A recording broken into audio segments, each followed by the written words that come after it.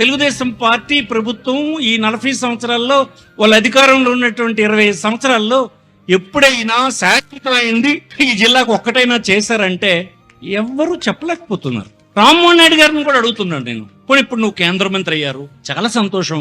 నువ్వు చెప్పు పోనీ. జగన్మోహన్ రెడ్డి మోసగించడానికే పోర్టు శంకుస్థాపన చేశాడు. నువ్వు మోసగించకుండా చేసింది ఏంటో చెప్పండి. మీ అందరూ 20 సంవత్సరాల్లో మీరు చేసింది ఏదైనా చూపించగలరా? జిల్లాలో చూపించగలరా? ఏమై మౌనంగా ఉన్న వాళ్ళందరూ చూపించగలమని అనుకుంటారా? చూపించగలరా? కొన్ని వేల మంది చూపించలేరని చెప్తున్నారే సాక్ష్యం. మీకు ఎందుకు ఇది పట్టడం లేదని అడుగుతున్నాను నేను. పోనీ వాళ్ళు ఇచ్చినటువంటి కార్యక్రమాలైనా నిర్లక్ష్యం. మీరు మూలపేట పోర్టు ఏమనుకుంటున్నారు?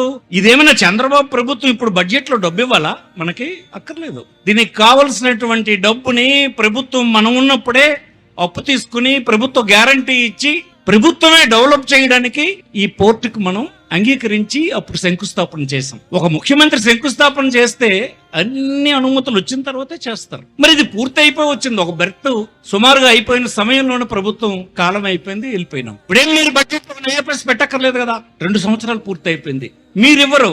ఇన్నిసార్లు మీకు గెలిపించి అధికారం ఇచ్చినా ఈ ప్రజలకు మీరేమి చేయరు. పోనీ చేసినటువంటి ప్రాజెక్టులు కంప్లీట్ చేయరు. ఏమిటి అన్యాయం అని అడుగుతున్నాం.